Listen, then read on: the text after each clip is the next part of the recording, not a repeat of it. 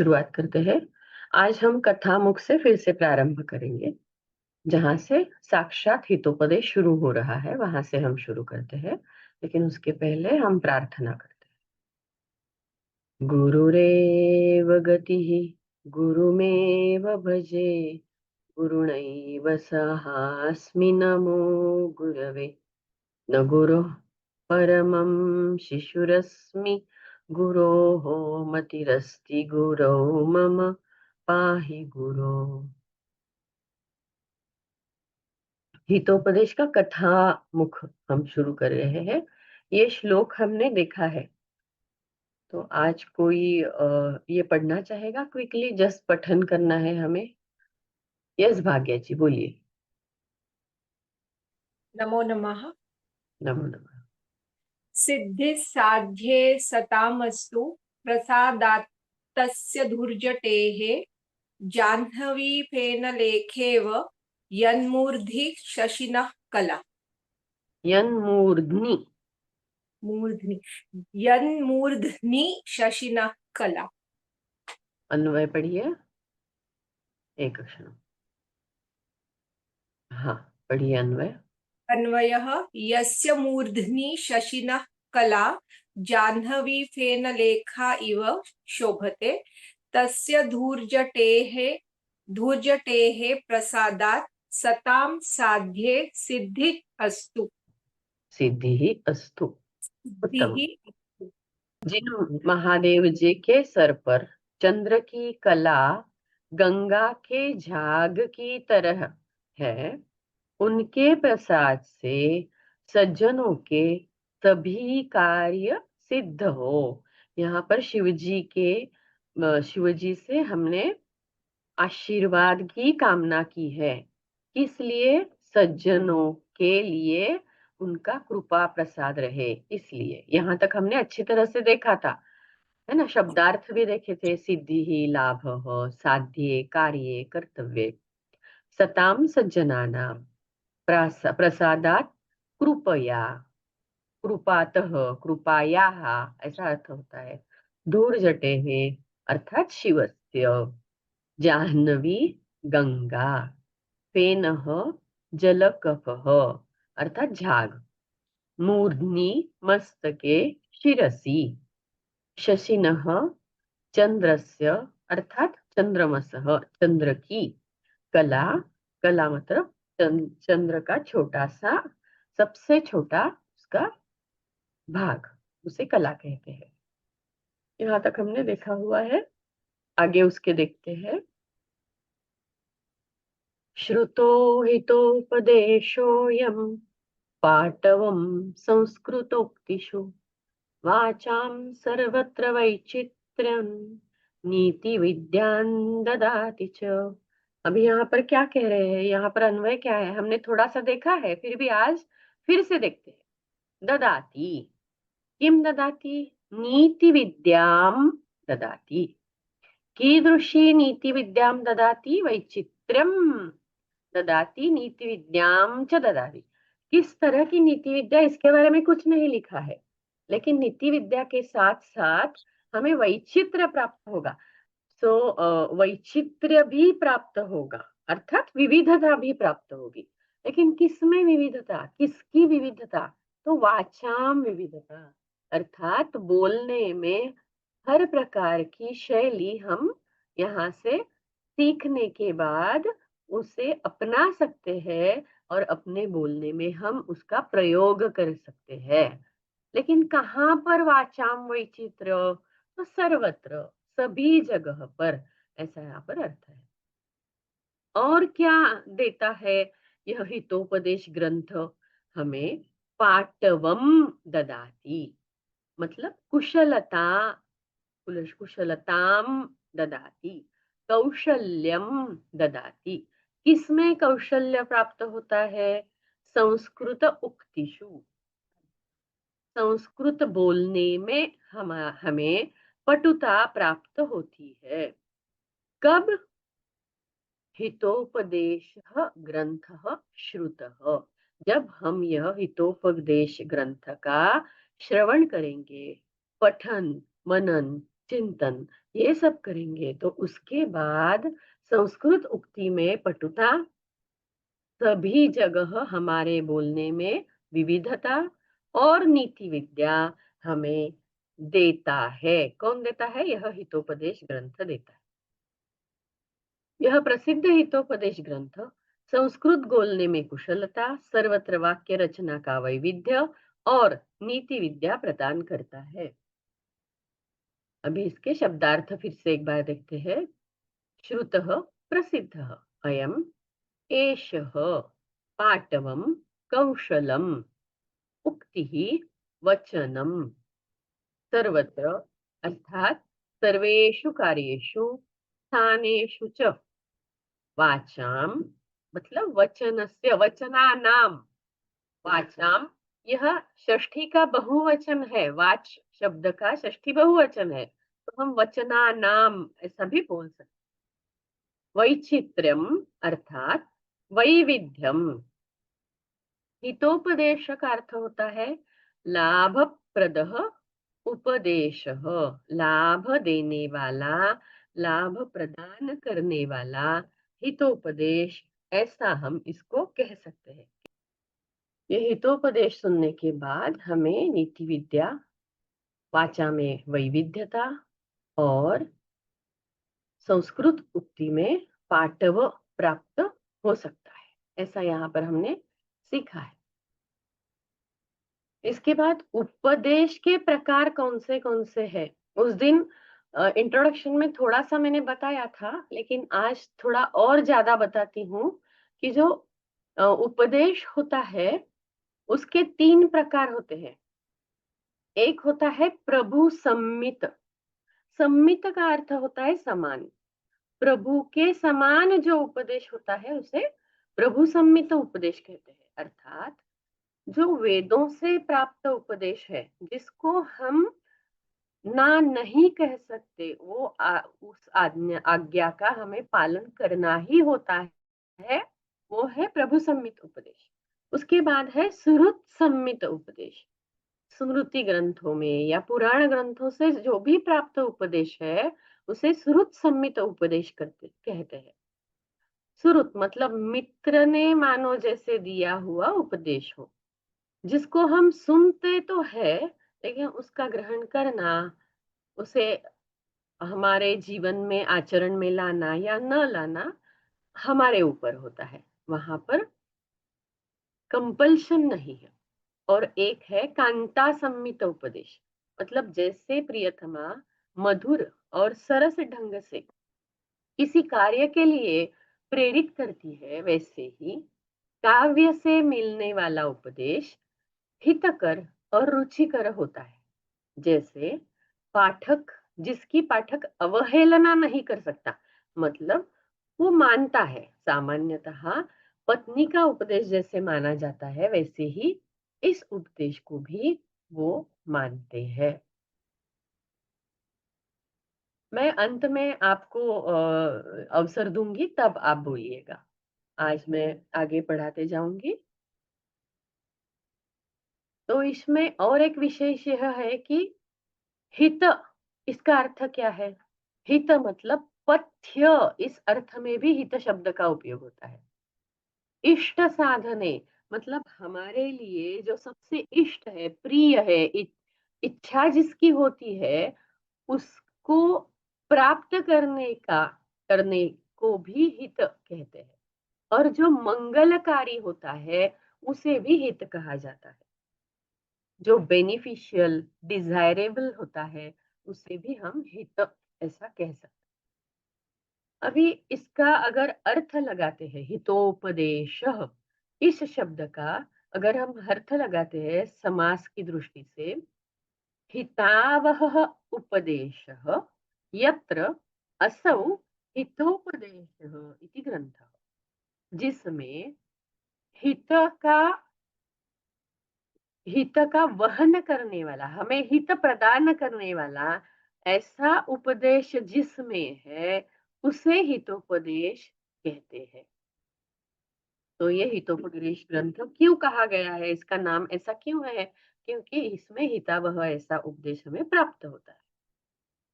अभी हम तीसरी श्लोक की तरफ जाते हैं। अजरामरवत् प्राज्ञो विद्यामर्थं च चिन्तयेत् गृहीतः इव केशेषु मृत्युना धर्ममाचरेत्। इसको भी संधि विग्रह करते पद विच्छेद करके मैं पढ़ती हूँ। अजरामरवत् प्राज्ञः विद्याम् अर्थं च चिन्तयेत् गृहीतः इव केशेषु मृत्युना धर्मम आचरेत। अभी इसका अन्वय करते हैं।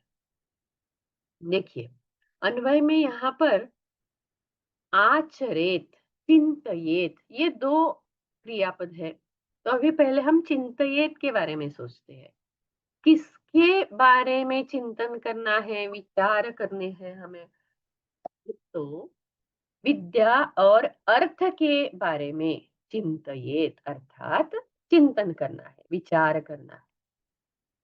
लेकिन कैसे? विद्या के बारे में कैसे कथम चिंतयेत, अर्थम, इसके लिए कथम चिंतयेत, इसके लिए कैसे हमें चिंतन करना है विद्या और अर्थ प्राप्ति के लिए? तो अजर अमरवत। अभी अजर अमर, इसका अर्थ क्या होता है? अजर, जिसको जरा नहीं है, जिसको वृद्धत्व नहीं है, उसे अजर कहते हैं। और जिससे मृत्यु नहीं है, उसे अमर कहते हैं। अभी वत प्रत्यय हम जब देखते हैं तो हमें लगता है कि जैसे हनुमान या फिर शक्तिमान, इन चीजों में जो मतुक प्रत्यय है, वैसा यहाँ पर मतुक प्रत्यय जहाँ पर वत होता है वैसा है क्या? बिल्कुल नहीं। यहाँ पर ये अलग प्रत्यय है जिससे अव्यय तैयार होता है। वो प्रत्यय पाणिनीय व्याकरण में वती नामक प्रत्यय है। तो वती का अर्थ क्या है? तो ये जो चिंतन करना है ना, इस क्रिया से उसको जोड़ा जाता है। कैसे चिंतन करना है? अजरावत अमरवत चिंतयेत। तो चिंतयेत के लिए इसको जोड़ा गया है, इसलिए मतलब इस सूत्र द्वारा वती प्रत्यय जो है उसकी अव्यय संज्ञा हो जाती है, वो अव्यय बन जाता है। मतलब अजरा अमरवत, इसका आगे कुछ टेबल नहीं होगा। इसका उपयोग कैसे किया है? चिंतयेत, कथम चिंतयेत, अर्थात ये क्रिया विशेषण है। किस तरह सोचना चाहिए? अजर अमरवत सोचना चाहिए। लेकिन किसे ऐसा सोचना चाहिए? प्राज्ञ हो, अर्थात विद्वान मनुष्य को अजरा अमरवत चिंतन करना चाहिए। किसका? विद्या प्राप्ति का और अर्थ प्राप्ति का। और धर्म का आचरण करते वक्त क्या सोचना चाहिए? मृत्युना केशेषु गृहीतः इव धर्मम आचरेत। मानो मृत्यु ने, यम देवता ने आपके बाल पकड़ लिए हैं, बालों को पकड़ा है और आपको मानो खींचकर यमनगरी ले जा रहा है, अर्थात अभी तुरंत आपकी मृत्यु होने वाली है। ऐसा सोचकर हमें धर्म का आचरण करना चाहिए। जरा और मरण विरहित है, ऐसे विद्या और धन का विचार करे। मानो मृत्यु ने बाल पकड़ लिए हैं, ऐसे धर्माचरण करें। ऐसा यहाँ पर इसका हिंदी अर्थ प्राप्त होता है। अजर अर्थात जरा रहित, अमर मरण रहित, प्राज्ञ विद्वान, विद्या शास्त्रम कला, अर्थम धनम द्रव्यम वित्तम, ये उसके समानार्थी पर्यायवाची शब्द है। गृहीताः आदत्ताः केशेषु शिरोरुहेषु, शिरोरुहः इत्यस्य अर्थः अस्ति केशः, शिरोरुहेषु मृत्युना यमदेवतया, यमदेवता द्वारा, धर्मम कर्तव्यम आचरेत, अर्थात व्यवहरेत, व्यवहार करना चाहिए। विद्याग्रहणे धनार्जने विलंबः प्रायः क्षम्यः। अर्थात विद्या ग्रहण और धनार्जन करने में थोड़ा सा विलंब भी हो जाए तो वो क्षमा प्राप्त है, क्षमार्थी मतलब क्षमा के अर्ह है, क्षमा कर सकते हैं उसे। परंतु धर्माचरण जब करते हैं, पुण्य जब संचय करते हैं, तब उसका कभी भी विलंब नहीं होना चाहिए। धर्माचरण में विलंब करना अत्यंत अयोग्य है, परंतु धर्माचरणे कदापि विलंबः न भवेत् अयोग्यः इति आशयः। मृत्युः साक्षात् अग्रे अस्ति इति विचिन्त्य कर्तव्यं करणीयम्। पुण्यम अर्जनीयम, यहाँ धर्म का अर्थ हम पुण्य कर्तव्य ऐसा ले रहे हैं। तो हमने क्या श्लोक देखा है? अजरामरवत् प्राज्ञो विद्यामर्थं च चिन्तयेत् गृहीत इव केशेषु मृत्युना धर्ममाचरेत्। यह श्लोक हमने यहाँ पर देखा है। नेक्स्ट श्लोक देखते हैं। जो चौथा श्लोक है, सर्वद्रव्येषु विद्यैव द्रव्यमाहुरनुत्तमम् आहार्यत्वादनर्घत्वादक्षयत्वाच्च सर्वदा।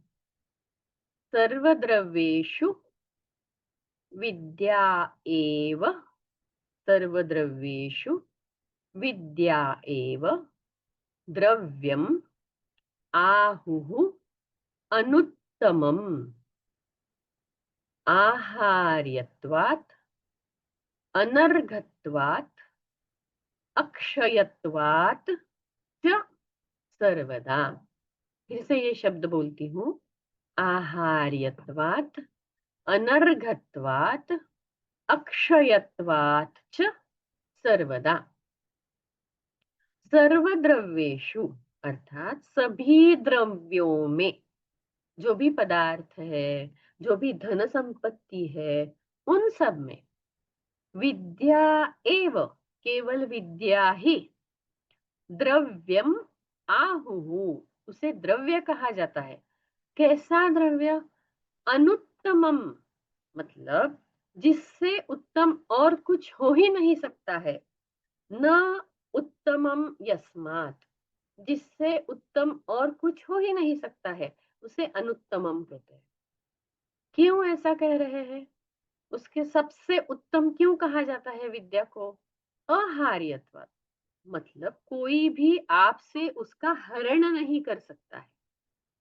अहार्यत्वात्, अनर्घत्वात्, अर्घम मतलब मूल्यम, मतलब जो अमूल्य है, जिसका हम मूल्य लगा ही नहीं सकते हैं, ऐसा अत्यंत मौल्यवान, इसलिए। और अक्षयत्वात्, मतलब जिसका क्षय नहीं हो सकता है, इस कारण सर्वदा मतलब नित्यम, सदा के लिए, ये विद्या नामक जो द्रव्य है, सभी द्रव्यों में सबसे उत्तम द्रव्य कहा जाता है। ऐसा यहाँ अर्थ हमें प्राप्त हुआ। अन्वय देखते हैं।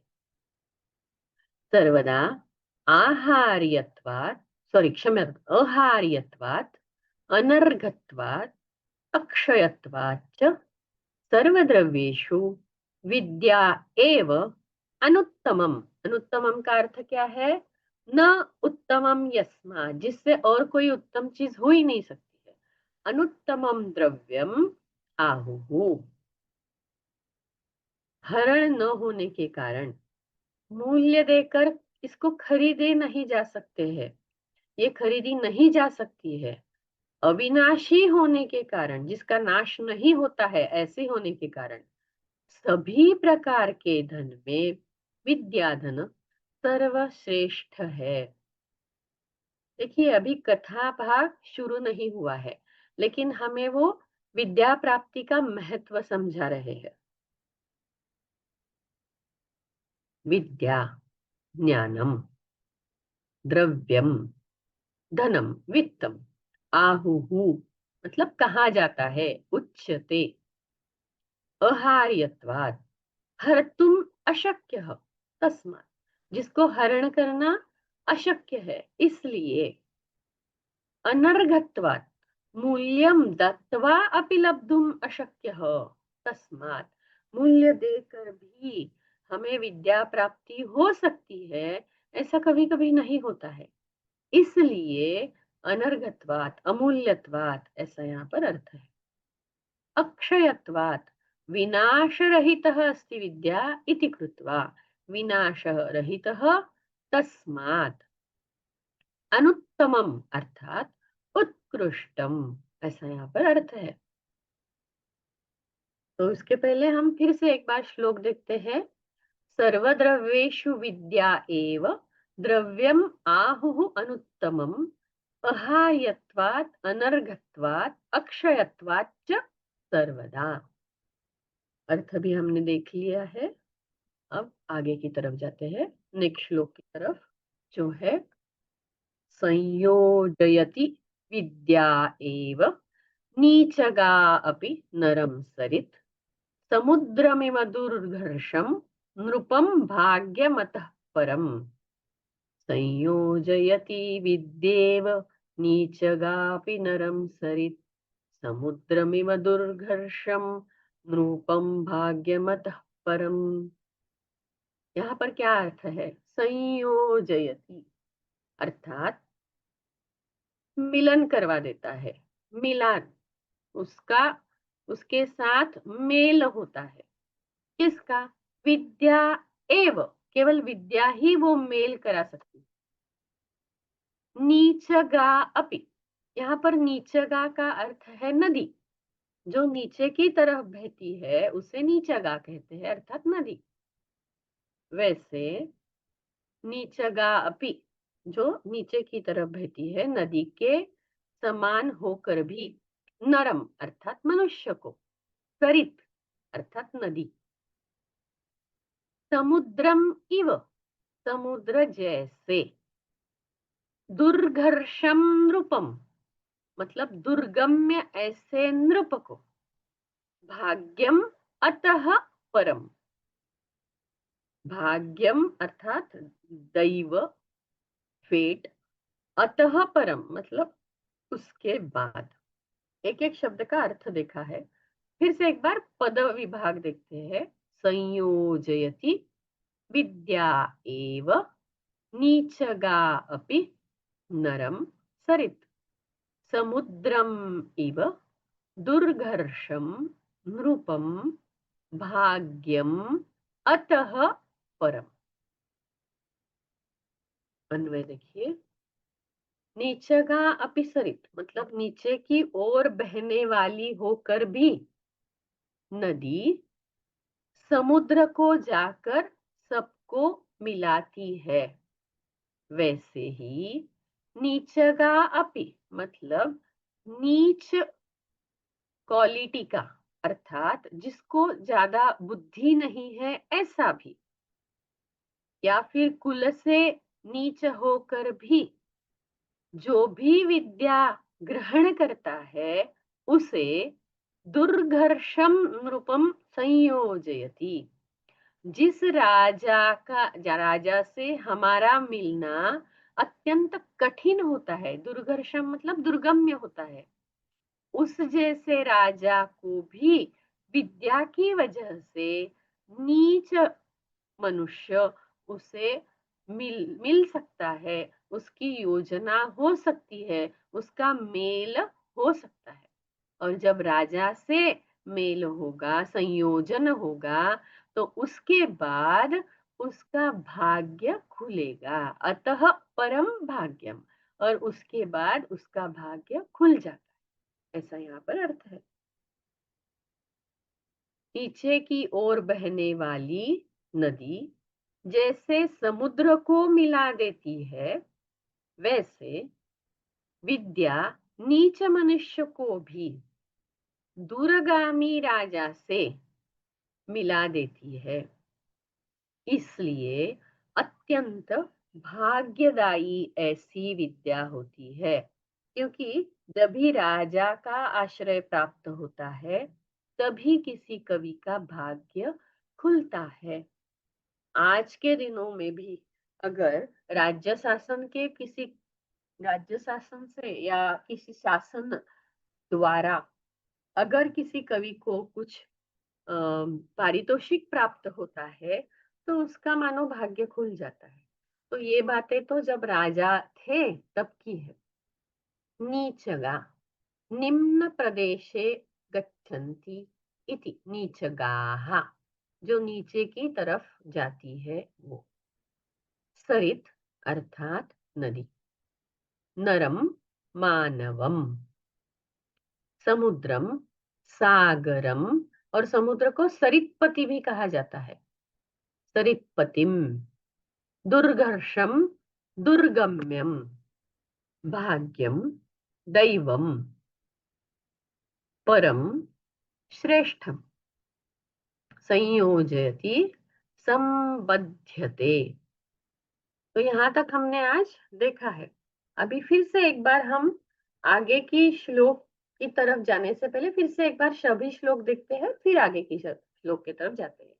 तो इसका विशेष क्या है? यथा नदी अधोगामी, जिस तरह नदी नीचे की तरफ जाने वाली होती है, अतः तृणम काष्ठम च समुद्रे नयति, मतलब जो क्षुद्र होते हैं, तृण अर्थात घास, काष्ठ मतलब लकड़ी के टुकड़े, उनको भी समुद्र में ले के जा सकती है। वैसे ही तथैव विद्या नीच मनुष्यम अपि, नीच मनुष्य को भी दुष्प्राप्यम नृपम प्रति नयति, दुष्प्राप्य ऐसे राजा की तरफ ले जाती है।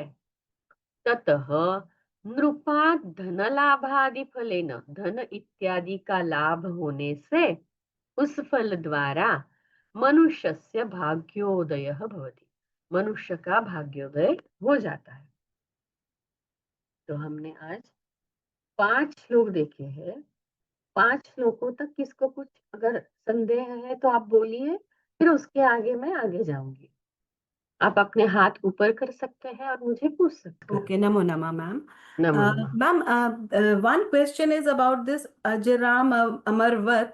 Can you please explain that pratyay once again as to how it is used? And secondly, ये जो नीचगा जो अभी 5th श्लोका में यूज किया है, उसमें 2 बार मतलब like you have used the हाँ, नीचगा with 2 the bar sarit use किया also. है, हाँ क्योंकि हाँ एक श्लोक में एक बार है, लेकिन वहां पर हाँ हम 2 बार अन्वय में ले सकते हैं उसको। अच्छा. Okay, so but how do we come to know that we have to use it with both of them? So meaning what is it that the pointer is that we have to use it with both? Okay, I will tell. Yeah. First of all your first question, यहाँ पर जो वत प्रत्यय है, देखिए जी. भगवत ये जो शब्द है, हम्म. अर्थात भग से युक्त, यहाँ पर मतु प्रत्यय है। ओके, भगवत जिसका जी. भगवान ऐसा रूप होता है, वो भगवत ऐसा प्रत्यय। वत वत Right. मतलब वहां पर मतु प्रत्यय है, भाग्य जी. से युक्त ऐसा वहां अर्थ है। तो हम उसको पूरा उसका कोष्टक पढ़ते हैं, भगवान भगवंतो भगवंतः प्रथमा ऐसा पढ़ते हैं। Right. लेकिन ये अजरामर वत मतलब अजरामर जैसे, इतना ही अर्थ है यहाँ पर। अच्छा. ये ओके ओके ओके अजरामर वत शब्द है, उसका पूरा आगे कोष्टक नहीं चलता है, तो ये ओके मतु ओके प्रत्यय नहीं है। नहीं है. ये ओके वत दिखाई दे रहा है समान, लेकिन ओके ये अलग प्रत्यय है, इतना ही यहाँ का। Okay okay ma'am. Fine, that I have understood. अभी दूसरा प्रश्न, जी जी. नीचगा सरित, हम्म. राइट? तो इसका जो अन्वय है, देखिए, नीचगा अर्थात नीचे जाने वाली नदी, ऐसा यहाँ पर अर्थ है। जी. और जो मनुष्य है वो भी नीच है, मतलब जिसका चारित्र चरित्र सॉरी अच्छा नहीं है, ऐसा यहाँ पर अर्थ लेना है हमें। तो ये अर्थ हमें किससे प्राप्त हो सकता है? नीचगा शब्द से ही प्राप्त होगा। Okay okay. तो हम 2 बार यूज कर सकते हैं, कर अगर सकते जरूरत हैं. पड़ती है तो अन्वय में ओ कर सकते हैं। ओके मैम, थैंक यू, धन्यवाद. भाग्यश्री रानडे। श्रुतः इत्युक्ते प्रसिद्धः वा टू लिसन. देखिए, यहाँ पर श्रुतः का अर्थ प्रसिद्ध ऐसा लेना है। ये सुनने के बाद ही आज तक हमारे तक ये पहुंचा है, क्योंकि ये प्रसिद्ध है ना, तो हम उसका डायरेक्टली अर्थ प्रसिद्ध है ऐसा ले सकते। धन्यवाद। यस शंकरी जी बोलिए। नमस्ते महोदये। नमस्ते। मम तु अत्रैव संशयः, इत्युक्ते नीचगा सरित् समुद्रं याति इति चिन्तयामः, किन्तु विद्या एव नरं मतलब आदमी कीदृशमपि नरं भवेत् तं दुर्घर्षं नृपं संयोजयति। अधुना दुर्घर्षं किमपि भवितुम् अर्हति, अत्र नृपम् इति लिखितं, कुत्रचित् अन्यत् किमपि भवेत्, धनं भवेत् वा महत् स्थानमपि वस्तु प्राप्यति भवेत्, इति, स्थानं पदं प्राप्नोति इति अर्थः। किन्तु केवलं अत्र सरित् नीचगा, सरिदेव किल नीचगा, किन्तु विद्या नीचगा नास्ति किल, अत्र कथं विद्या नीचगा नास्ति, मनुष्यः यः नीचं गच्छति सः मनुष्यः इति अर्थः। किन्तु कथम् अत्र उपमा युज्यते इत्येव मम संशयः। सरित् समुद्रं नयति, तथा विद्या नृपं प्रति नयति, तत्तु साधु, किन्तु नीचगा इत्यत्र अत्र सरित् एव किल, तर्हि विद्यया सह एव किल, तदपि तस्यापि योजना भवेत्। इदानीम् अत्र तु नीचगा इति वयं नरं चिन्तयामः, नीचगा इति तु स्त्रीलिङ्गपदमपि, एवं संशयः। नीचगा कोऽपि व्यक्तिः भवेत् वा, अत्र स्त्रीलिङ्गं पदं किं योजनीयं, तस्य कृते अस्माकं किमपि तत्र चिन्तनं करणीयं, तत्तु योग्यमेव। नाम विद्या इत्यस्य विशेषणं नास्ति, सत्यं, नीचगः मनुष्यः इत्येव तत्र चिन्तनीयः। भवतः संशयः सम्यक् अस्ति। यदि तादृशं चिन्तनं कुर्मः तर्हि अत्र नीचगा इति न वक्तव्यम्। नीचगा अपि सरित्रं यादृशं समुद्रं संयोजयति, तादृशं यः कः अपि मनुष्यः भवेत् तं विद्या दुर्घर्षं नृपं संयोजयति, अतः परं भाग्यम् इति वक्तव्यम्। अस्तु महोदय, धन्यवादः। तर्हि अत्र वयं किं कुर्मः इति योजयामः। अधुना सम्यक् अस्ति इति चिन्तयामि। अस्तु, कमपि विद्या एव दुर्घर्षं नृपं संयोजयति इति चिन्तनं करणीयम्। अधुना तु योग्यमस्ति। इतोपि प्रश्नाः सन्ति वा? यस् वाणीजी बोलिए। Namaste. Namaste. Yes, this is out of the syllabus what you are teaching, but I want to know. You said Shruti is Prasiddha, right? So Shruti Smriti Purananam Alayam Karunalayam. That also is Prasiddha Smriti. Is that right? I can't hear your voice properly. Can you utter it little slowly? I'm asking is Shruti is Prasiddha. Yes. Shrutah is Prasiddha. Okay. Shruti Smriti Puranam Nam Slokam hai na? Shruti also, they're also Prasiddha or तो आप कहना चाहती है कि श्रुति में भी वहां पर प्रसिद्ध ऐसा ही अर्थ है, वही अर्थ यहाँ भी लेना है, राइट? Yes, yes. ओके, उत्तम, बहुत उत्तम। Am I correct? Yes, absolutely right. All right. Thank you. Yes, Balaji बोलिए। Namaste Mahoday. In this Naram is in Dvitiya Vibhakti, but we are talking about Naraha. Kamapi Naram. Nichaga api Naram. Naram padamatra nasti eva खलु, Naram न लिखितं खलु मया? In the shloka it is Naram. So In this sentence, naram api, naram is in Dvitiya Vibhakti, but nripam is also in Dvitiya Vibhakti. But we are talking about naram. Naram is able to meet the Raja due to Vidya. So, shouldn't Vidya be an no no instrument? No नहीं, आपको क्या कहना है, किसी नर को राजा भी बना सकती है, ऐसा बोल रही है अब? No. Nara, a man is able to meet the Raja by Vidya. So, where Vidya is the instrumental. Vidya, Nara, Vidya Vidya. किसी मनुष्य को नृप को मिला देती है, इतना ही अर्थ है। देखिए यहाँ पर द्वितीया द्वितीया दिख रही है, इसलिए आपका कंफ्यूजन है, लेकिन श्लोकों में ऐसी रचनाएं होती है जहां हम षष्ठी का प्रयोग सामान्यतः भाषांतर में करते हैं हिंदी बताते हुए, वैसे नहीं होता है श्लोक में। ओके, विद्या नरम संजोयति, संयोजयति, लेकिन नरम कम संयोजयति इति चेत् नृपम संयोजयति। विद्या यहाँ पर कर्तृपद है, समझ में आता है? विद्या संयोजयति, तो नरम और नृपम दो यहाँ पर कर्मपद है। ओके। लेकिन वो विशेषण विशेष्य भाव नहीं है वहां पर। Okay okay okay, understood ma'am, धन्यवाद। Yes, Lalita ji. Namaste, madam. So Namaste. here, Neecha Manushya means a normal person. ऐसा कुछ नहीं है, जिसके पास शायद कुछ अच्छा करने की कैपेसिटी नहीं है, इसको नीच कह सकते। Okay, okay. So लेकिन he वो can अगर meet. विद्या प्राप्त कर सकता है, करता है, तो उसे कुछ भी प्राप्त हो सकता है, ऐसा यहाँ पर अर्थ हमें लेना है।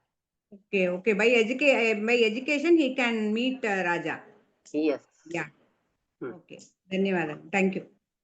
Okay. Ajaravarvat is avyayam. Yes, it is avyayam. Ma'am, can we use नीचगाहा for men? नहीं, क्योंकि नराहा ऐसा पद नहीं है ना यहाँ पर। नीचगा मतलब नीचे की तरफ जाने वाली विद्या, ऐसे हम यहाँ विद्या का ही विशेषण ले सकते हैं अगर नीचगा हमें विद्या की तरफ लगाना है। देखिए यहाँ पर तुलना जो हो रही है वो विद्या और सरित की हो रही है, और राजा और समुद्र की हो रही है। जो सरित है वो सभी को समुद्र की तरफ लेके जाती है, नदी जो है वो नीचे की तरफ जाने वाले, लेकिन जिससे प्राप्त करना अन्यथा बहुत मुश्किल है, ऐसे समुद्र की तरफ जो लेके जाती है। वैसे ही विद्या जो है, जो अत्यंत भाग्यशाली जिसे मिलना होता है, ऐसे नृप को मिला देती है, ऐसे यहाँ पर अर्थ।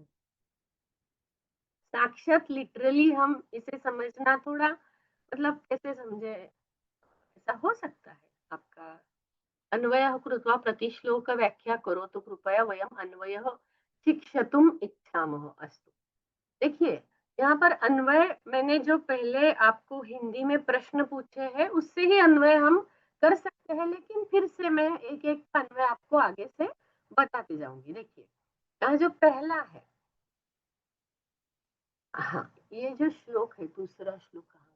यहाँ पर प्रथम हमें ढूंढना है क्रियापद क्या है।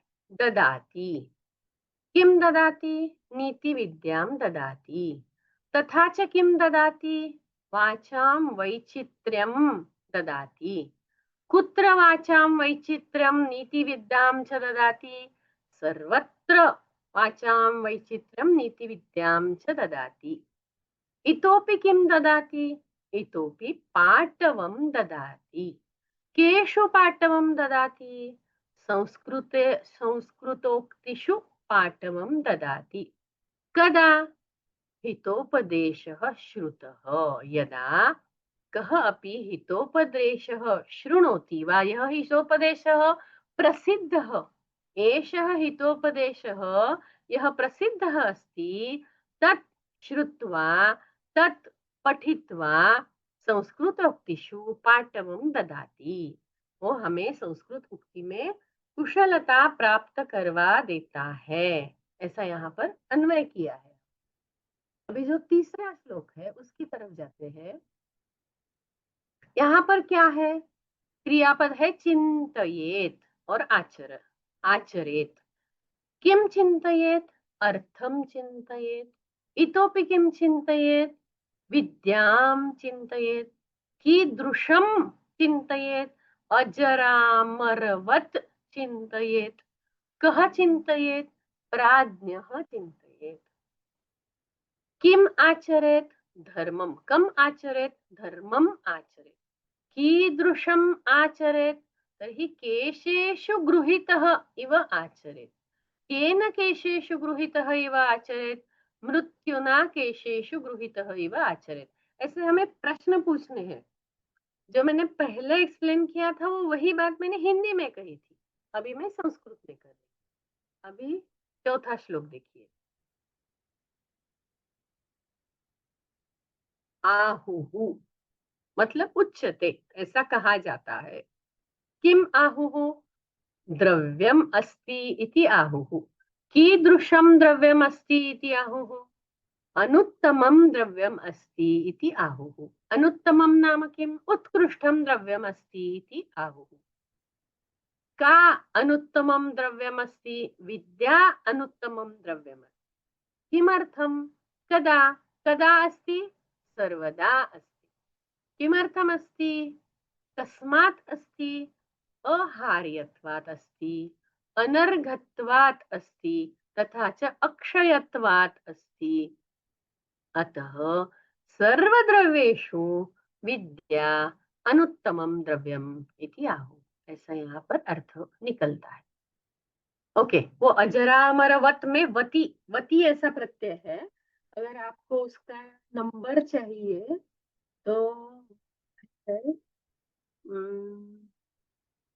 51115 51115 सूत्र नंबर 5.1.115। तुल्यं क्रियां करोति अस्मिन् अर्थे वति प्रत्यय। कोई तुल्य क्रिया करता है तो उस अर्थ में वति प्रत्यय होता है, और ये जो वति प्रत्यय है उससे वहां पर हमें क्या प्राप्त होता है? अव्यय प्राप्त। चौथा श्लोक हमारा अन्वय करके हुआ है। अभी पांचवें श्लोक की तरफ जाते हैं। संयोजयति, यह क्रियापद है। किम संयोजयति? कम संयोजयति? सरित संयोजयति। कीदृशः? कीदृशी सरित? नीचगा सरित संयोजयति। कम संयोजयति?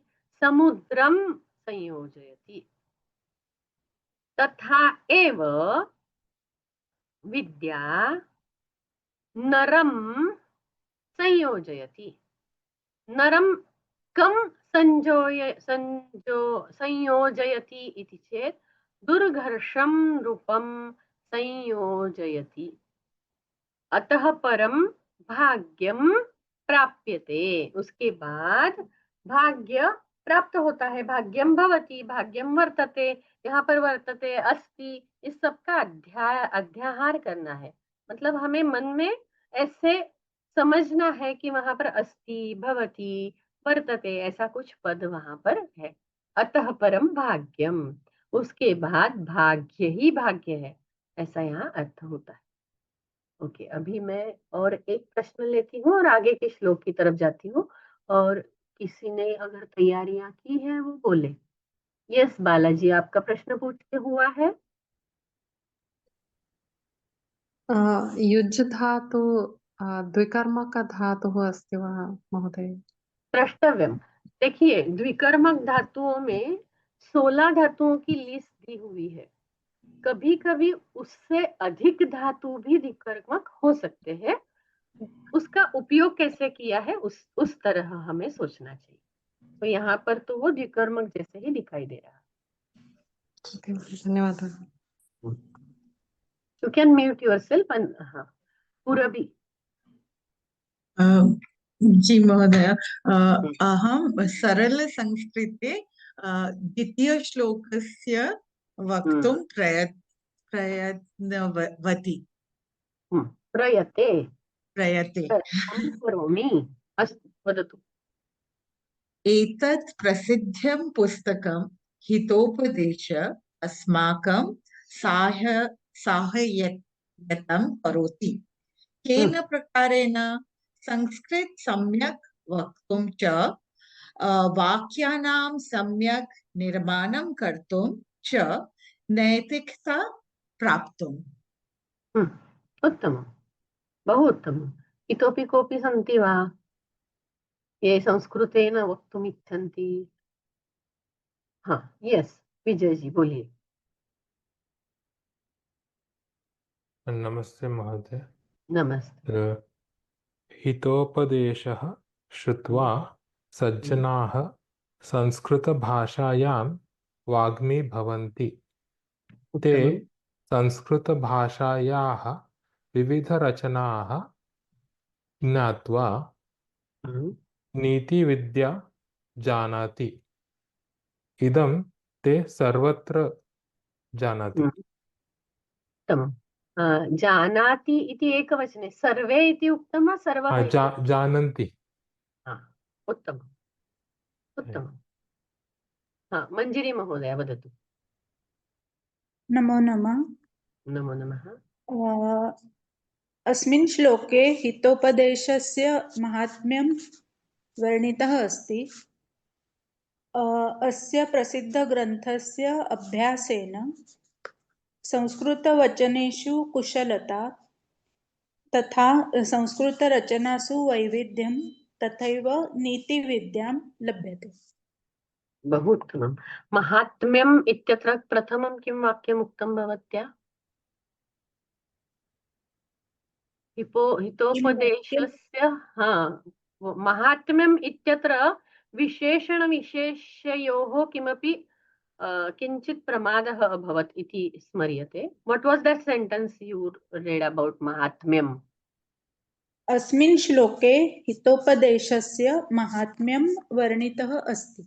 वर्णितम् अस्ति। वर्णितम् अस्ति। ओके, उत्तमं, बहु उत्तमम्। Okay, should we proceed further? We have still time. We can complete few more shlokas. Yes. पाद पंकज जी बोलिए। नमो महोदय। नमो नमः। यः अयं हितोपदेशग्रन्थः पठति सः संस्कृत उक्तेषु पाठवं जानाति, सर्वत्र वाक्यं रचना कर्तुं शक्नोति, नीतिविद्याम् अपि बोधगम्यता प्राप्नोति। उत्तमं, बहु उत्तमम्। प्रयत्नः करणीयः तथा तदा एव अवगम्यते। यस, भाग्या रमेश जी बोलिए। एषः प्रसिद्धः हितोपदेशः ग्रन्थः संस्कृतसम्भाषणे कौशलं वैविध्यं सर्वेषु स्थलेषु वाक्पटुत्वं च ददाति। उत्तमं। तथा च नीतिविद्यामपि ददाति। नीतिविद्याम् आम्, धन्यवादः भगिनी। Now in next class we have completed almost 5 shlokas. So you should divide the shlokas and explain. So you can discuss on the group that which shloka who is taking. Only one person can take one shloka. Otherwise we will keep on losing the time on this. Yes, Vikram ji बोलिए। हाँ बोलिए। एषः प्रसिद्धः हितोपदेशः ग्रन्थः एतस्य अध्ययनकर्तारं संस्कृतसम्भाषणे कौशलं, सर्वप्रसंगे संस्कृतवचनानां वैविध्यं तथा नीतिविद्यायाः सम्यक् ज्ञानम् आप्नोति। बहु उत्तमं, बहु उत्तमं, वेरी गुड। सो आज जो कोई नहीं बोल रहा है वो नेक्स्ट क्लास में बोले, ऐसी मेरी इच्छा है। कृपया उसकी तैयारी शुरू कीजिए, गलतियां होने दीजिए। अगर गलतियां होती है तो धीरे धीरे हम सीखते जाएंगे। okay? We'll go to the next shloka quickly. We will complete one more shlok, I think so. Vidya dadati vinayam, vinayat yati patratam, patratvat dhanam apnoti, dhanat dharmam tatah sukham, विद्या ददाति विनयम, विनयात् याति पात्रतां, पात्रत्वात् धनमाप्नोति, धनात् धर्मम ततः सुखम। अभी हम लोग इसका एक एक पद विच्छेद करते हैं। विद्या ददाति विनयम, एक वाक्य यहाँ पर पूर्ण हो रहा है। विनयात् याति पात्रताम, दूसरा वाक्य। पात्रत्वात् धनम आपनोति, तीसरा वाक्य।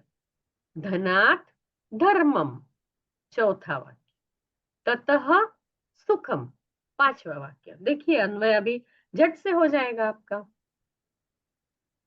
विद्या विनयम ददाति, विनयात् पात्रतां याति, पात्रत्वात् धनम आपनोति, धनात् धर्मम प्राप्नुं शक्नुमः। किमपि अध्याहारः तत्र करणीयः।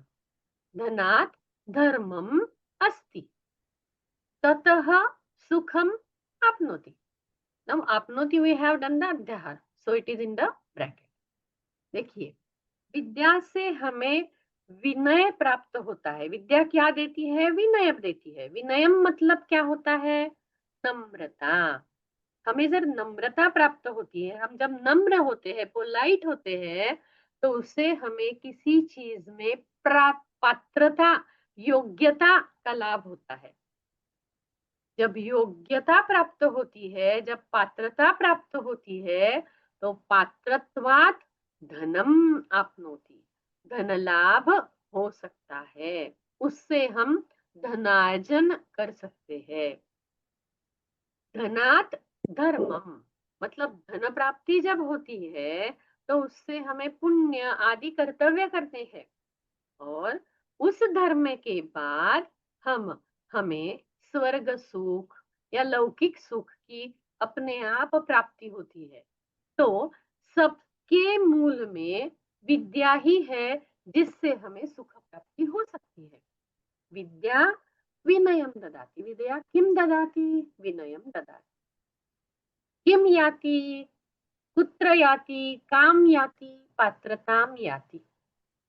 कस्मात् पात्रताम याति? विनयात् पात्रताम याति।